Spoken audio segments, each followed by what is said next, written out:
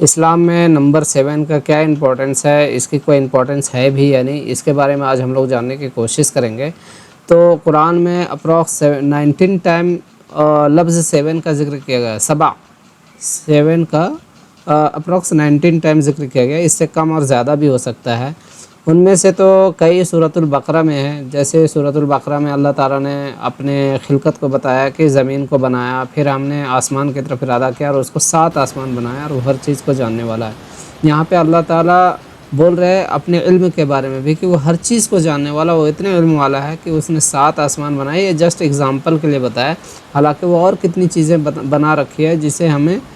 کچھ پتہ بھی نہیں ہے۔ اور یہ بتانا چاہ رہے ہیں کہ اللہ کا علم جو ہے لامحدود ہے، اور انسان کا علم ایک لمیٹڈ ہے، وہ وہی ہے جس کو اللہ نے عطا کیا ہے۔ پھر اسی طرح اللہ تعالیٰ سورۃ البقرہ میں دوسری جگہ پہ 7 کا ذکر کیا ہے، وہ جب حج تمتع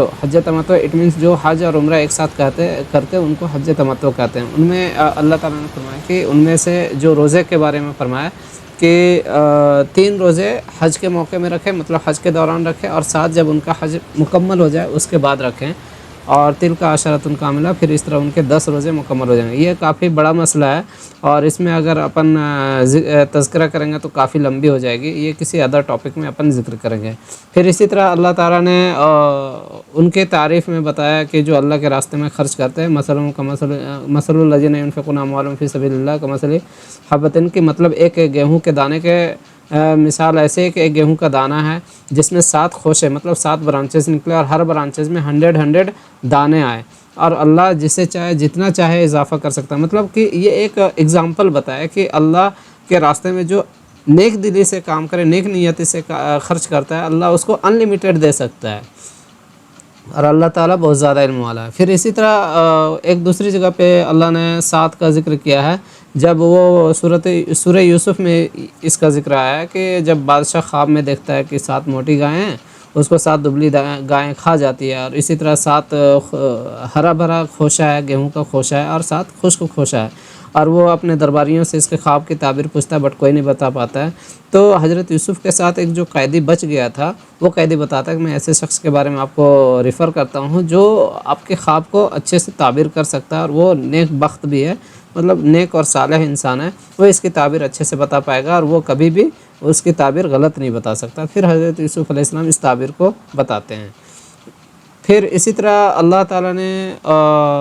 ایک دوسری جگہ پہ 7 کا ورڈ یوز کیا ہے کہ وَلَقَدْ آتَيْنَا سَبْعًا مِنَ الْمَثَانِي وَالْقُرْآنِ الْعَظِيمِ، کہ ہم نے تم کو 7 مثانی دی، 7 ایسی آیتیں دی جو بار بار پڑھی جاتی ہے، اور عظمت والا قرآن عطا فرمایا۔ مطلب یہ بہت بڑی کتاب ہے، اور 7 مثانی سے مطلب سورۃ الفاتحہ ہے جو ہر نماز میں بار بار پڑھی جاتی ہے۔ یہ تو جمہور علماء کا قول ہے۔ بعض علماء یہ کہتے ہیں کہ 7 مثانی سے وہ سورۃ البقرہ کی آخری آیتیں ہیں جس میں دعائیہ کلمات ہیں، جیسے اس میں ہے نا ربنا لا تحمل علینا اصرا کما حملته علی الذین من قبلنا ربنا ولا تحملنا ما لا طاقة لنا به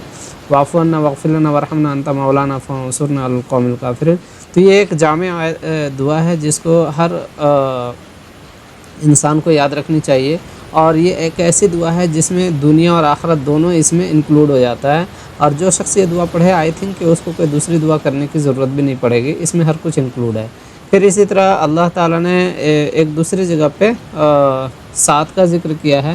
وہ جب یہود لوگ حضور صلی اللہ علیہ وسلم سے اصحاب کہف کے بارے میں فرماتے پوچھتے ہیں کہ اصحاب کہف کون تھے، آپ بتائیے ان کے بارے میں، تو یہ سورۃ الکہف میں اس کا ذکر آیا ہے کہ وہ بولتے ہیں کہ ان میں سے مطلب بعض لوگ کہتے ہیں کہ 3 ہیں، چوتھا ان میں کتا تھا وغیرہ وغیرہ، اور بعض لوگ کہتے ہیں کہ ان میں 7 تھے انسان اور 8واں کتا تھا۔ اور اللہ تعالیٰ یہ فرماتے ہیں کہ یہ سب جو ہے ٹامک ٹوئی مطلب ایسی غلط سلط باتیں کہتے رہتے ہیں، کتنے نمبر ان کا کاؤنٹ جو ہے وہ صرف اللہ ہی جانتا ہے۔ اور اللہ تعالیٰ یہ بھی کر رہے ہیں وَلَا تَسْتَفْتِ فِيهِمْ، کہ آپ اس میں مطلب تفتیش نہ کرو، کوئی ان میں سے تفتیش مت کرو، چونکہ یہ ایک لغو باتیں ہیں، اس میں کسی کو فائدہ ہونے والا نہیں، اگر آپ نمبر آف کاؤنٹ جان بھی جائیں گے تو اس میں کیا بینیفیشیل ہے آپ کے لیے۔ تو یہاں سے ایک بات کا اشارہ ملتا ہے کہ ہمیں لغو باتوں کے پیچھے نہیں پڑنی چاہیے۔ اور اسی طرح پھر ایک دوسری جگہ پہ 7 کا ذکر آیا کہ ہم نے تمہارے اوپر 7 راستے بنائے، مطلب 7 تہ درتہ راستے آسمان بنائے۔ اس کو راستے سے اس لیے تعبیر کیا چونکہ فرشتے جو ہے وہ 7 آسمان سے ہو کر کے نیچے آتے ہیں، اور انسانوں کے اعمال کو لے کر کے پھر اوپر جاتے ہیں، اس لیے اس کو راستے سے تعبیر کیا چونکہ وہ فرشتوں کا آنے جانے کا راستہ ہے۔ تو اس طرح اس کو 7 راستے سے تعبیر کیا گیا، چونکہ اللہ تعالیٰ کہہ رہے ہیں وما کنا عن الخلق الغافلین، کہ ہم اپنے مخلوق یعنی اپنی مخلوق سے غافل نہیں ہیں۔ تو اس سے یہ پتہ چلتا ہے کہ وہ فرشتوں کا راستہ آنے جانے کا راستہ ہے۔ پھر ایک جگہ پہ اللہ تعالیٰ اپنی جب کبریائی بیان کرتے ہیں کہ اور پورے زمین میں جتنے بھی جھاڑ ہیں مطلب پیڑ پودے ہیں ان کو آپ قلم بنا لو، اور سمندر جو 7 سمندر ہیں ان کو اور اس کے ساتھ 7 اور ملا لو، اور پھر ہماری تعریف کو لکھنا شروع کرو، تو یہ سب ساری چیزیں ختم ہو جائے گی مگر اللہ کی تعریف ختم نہیں ہوگی، اور اللہ تعالیٰ زبردست جاننے والا اور حکمت والا ہے۔ تو یہاں پہ اللہ تعالیٰ اپنی کبریائی کو بیان کرتے ہیں، تو یہاں بھی لفظ 7 کا ذکر آیا ہے سمندر کے ساتھ۔ اور پھر اسی طرح قوم عاد کو جب اللہ تعالیٰ سزا دیتے ہیں، مطلب وہ بہت بڑے طاقتور تھے، آج تک اس سے بڑا طاقتور کوئی انسان کو اللہ تعالیٰ نے پیدا نہیں کیا ہے، وہ اپنی طاقت پہ بہت غرور کرتے تھے، تو اللہ تعالیٰ نے اس کے لیے کیا کیا، وہ طوفان ان کے اوپر برپا کر دیے کہ 7 رات اور 8 دن ان کے پاس کنٹینیوس یہ طوفان آتے رہے، اور ان کو ایسا پٹک دیا جیسے کہ کھجور کا سوکھا ہوا تنا جو ہوتا ہے زمین میں پڑے ہوئے رہتے، اس طرح ان کو ختم کر دیے۔ تو کل ملا کر کے یہی ہے کنکلوژن، یہ سمجھ میں آیا کہ 7 کا ذکر تو قرآن میں ہے، بٹ اس کا امپورٹنس اللہ ہی بہتر جانتا ہے، اور باقی اس کے ذریعے سے کوئی بولتا ہے کہ نہیں 7 مرتبہ یہ کرو، ٹھیک ہے، یہ ان کا مطلب ویوز ہے اور یہ کر بھی سکتے ہیں، بٹ اس کو حکم نہ سمجھے کہ کوئی بھی چیز جو 5 مرتبہ نماز پڑھنا اس کو 7 ٹائم نماز پڑھنا اسٹارٹ کر دیں۔ بھائی اسلام ایک مکمل اسلام ہے، اس میں کوئی بھی حشو و تطویل جائز نہیں ہے۔ تو آئی تھنک یہ کافی انفارمیٹیو ہوگا، تو پلیز چینل کو